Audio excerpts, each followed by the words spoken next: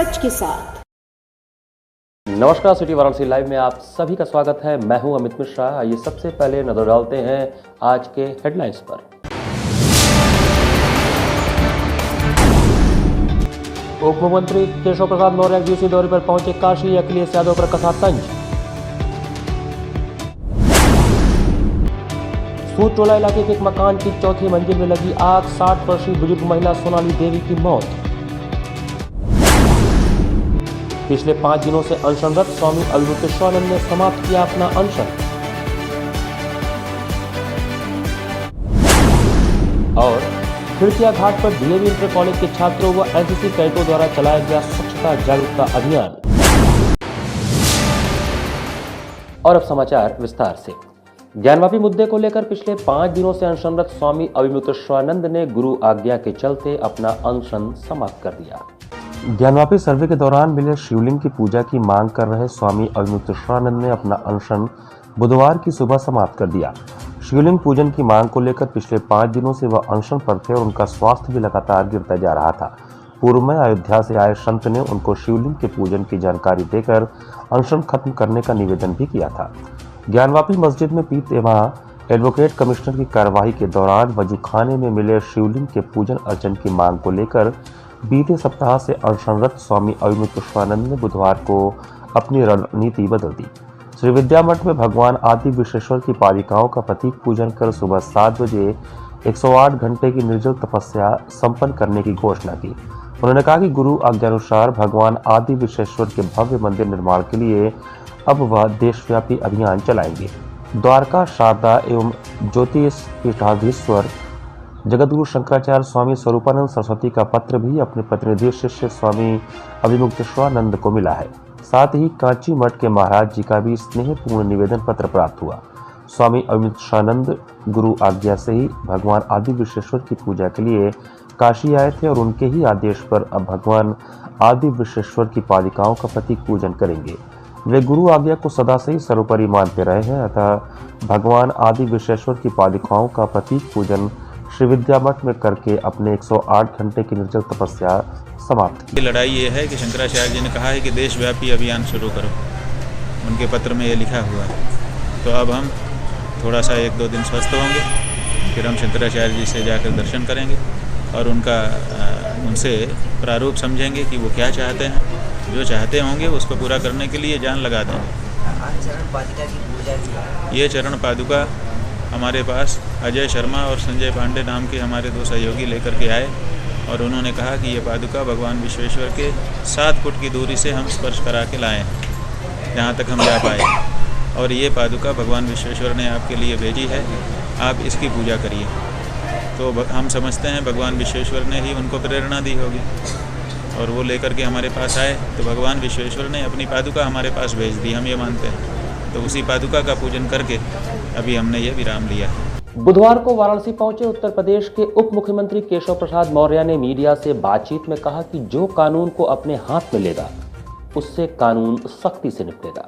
बुधवार को उत्तर प्रदेश के उप मुख्यमंत्री एक दिवसीय दौरे पर काशी पहुंचे। सर्किट हाउस में मीडिया के साथ बातचीत में कानपुर में हुए हिंसात्मक घटना के बाद शहर काजी हाजी अब्दुल के बयान पर प्रदेश के उप मुख्यमंत्री केशव प्रसाद मौर्य ने कहा कि जो कानून को अपने हाथ में लेगा और प्रदेश की शांति भंग करने की कोशिश करेगा उससे कानून सख्ती से निपटेगा और हर किसी के बयानों पर सरकार की प्रतिक्रिया की जरूरत नहीं।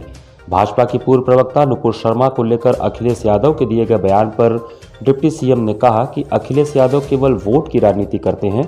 भारतीय जनता पार्टी के नेतृत्व को जो निर्णय लेना था वह ले चुका है। भाजपा एक राष्ट्रवादी विचारधारा का प्रतिनिधित्व करते हुए लगातार यूपी में चुनाव जीत रही है।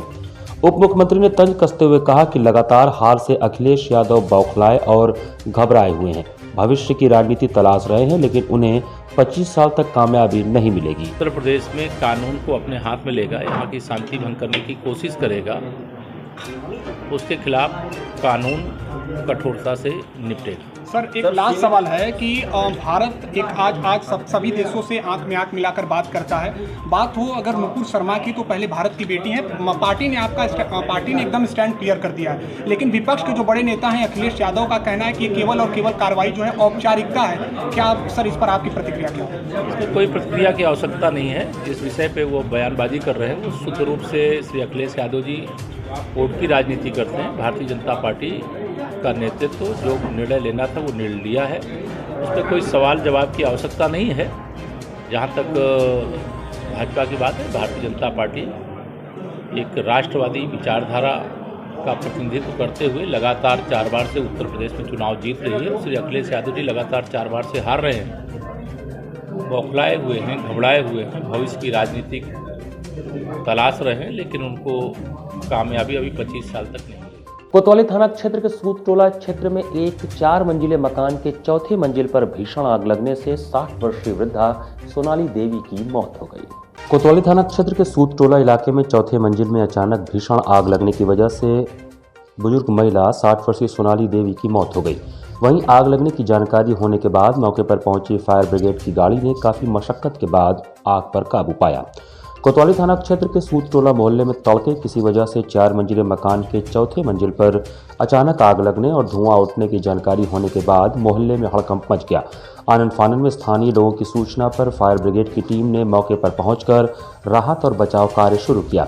इस बाबत जानकारी होने के बाद पुलिस टीम भी मौके पर पहुंची और आसपास के लोगों को हादसा स्थल से दूर रहने का निर्देश देने के बाद आग पर काबू पाने का इंतजार किया। आग पर काबू पाने के लिए चौथे मंजिल पर कड़ी मशक्कत फायर ब्रिगेड की टीम को करनी पड़ी। आग बुझने के बाद टीम ने कमरे में प्रवेश किया तो वहां पर बुजुर्ग महिला सोनाली देवी मृत पाई गई। महिला के मौत की जानकारी होने के बाद पट्टीदारों का रो रो कर बुरा हाल हो गया।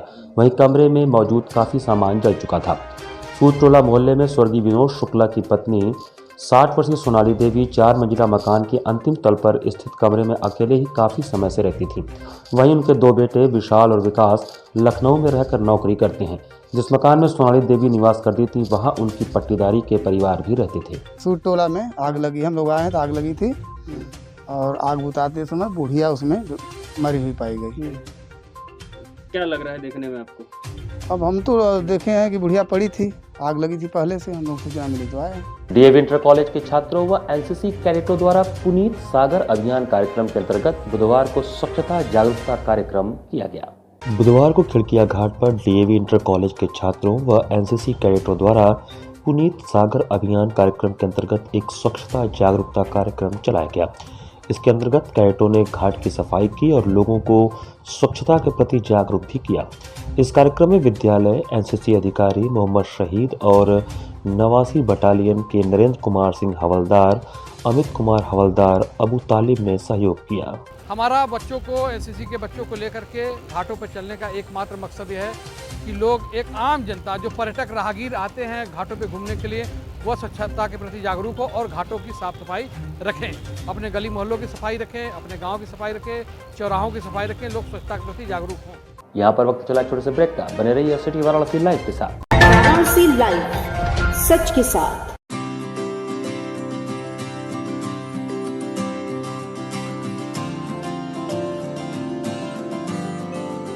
We know how to shine, we know how to rise. We are nurtured with the best, having fun and some rest. We are learning today, we will lead tomorrow. We are choosing our way, we're learning and play. We are creative, that is our motive. We are RS World School. We are creative, that is our motive. We are RS World School, RS World School. We just don't believe in learning, we believe in creative learning. We are RS World School. Learn today, lead tomorrow.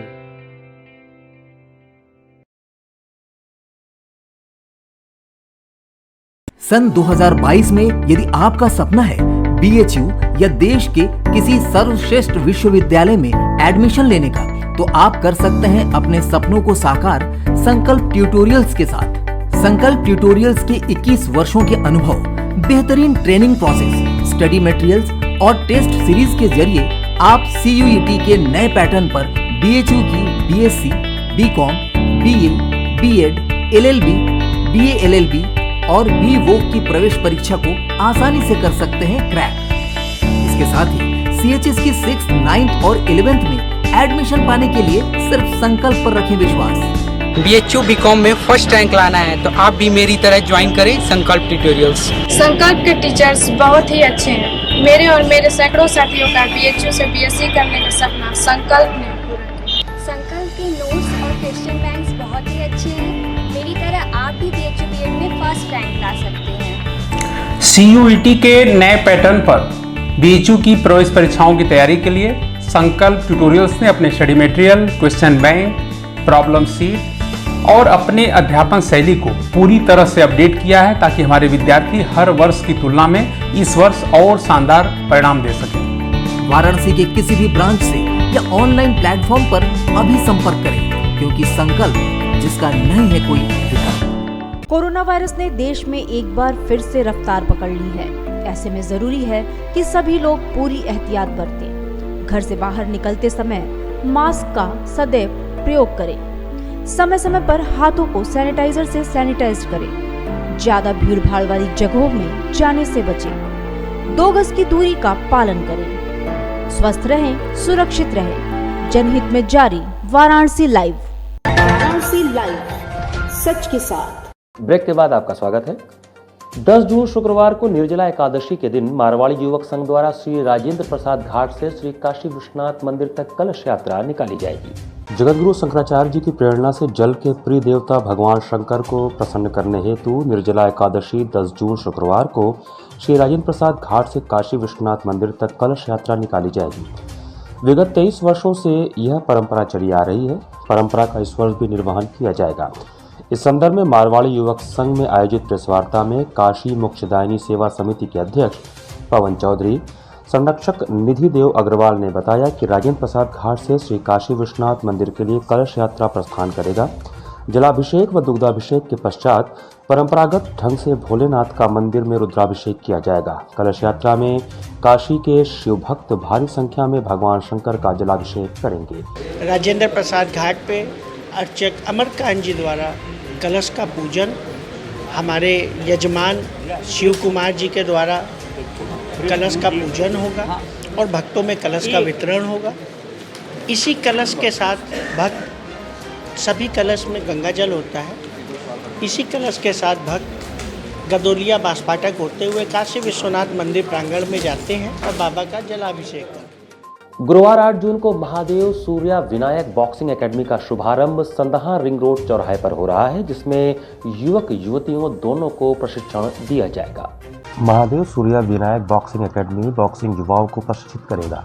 Academy में चाहे वह युवक हो या युवती, सभी boxing कला कौशल सीख सकेंगे। इसके जरिए युवा आत्मरक्षार्थ भी इसका प्रदर्शन कर सकते हैं। चाहे तो बॉक्सिंग के जरिए इसे अपना कैरियर भी बना सकते हैं।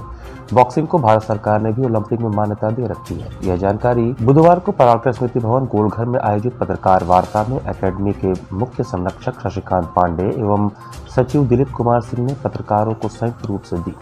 उन्होंने बताया कि महादेव सूर्या विनायक बॉक्सिंग अकादमी का उद्घाटन 9 जून गुरुवार को अपराह्न 2 बजे संदहा रिंग रोड चौराहा वाराणसी में आयोजित है। इसका उद्घाटन आयुष, खाद्य सुरक्षा एवं औषधि प्रशासन राज्य मंत्री स्वतंत्र प्रभार मुख्य अतिथि दयाशंकर मिश्र दयालु गुरु करेंगे। कार्यक्रम में विशिष्ट अतिथि ओलंपियन नरेंद्र बिष्ट होंगे। कल हमारी Mahadev boxing academy, Mahadev Surya Vinayak boxing academy जो है उसका उद्घाटन है और उद्घाटन में दयाशंकर मिश्रा जी जो राजस्व मंत्री स्वतंत्र प्रभार हैं, राज्य मंत्री आयुष मंत्रालय, तो वो कल उद्घाटन करेंगे हमारी एकेडमी का। और महादेव सूर्या विनायक बॉक्सिंग एकेडमी जो है ये गंगा दशहरा के दिन ही इसका उद्घाटन हो रहा है, क्योंकि गंगा जी और शिव का जो है मिलन जो कहा जाता है, गंगा जी उनके जटा से निकली हुई हैं और काशी में होते हुए अपने वहाँ तक गई हैं। तो उसी तरह से हमारी एकेडमी भी महादेव बॉक्सिंग एकेडमी जो है वो अविरल निरल चलती रहे गंगा मैया के नाम से, इसलिए गंगा मैया के दिन हमने इसका उद्घाटन रखा है। इसी के साथ सिटी वाराणसी लाइव का ये संस्करण में समाप्त करते हैं। मुझे दीजिए आज्ञा। नमस्कार।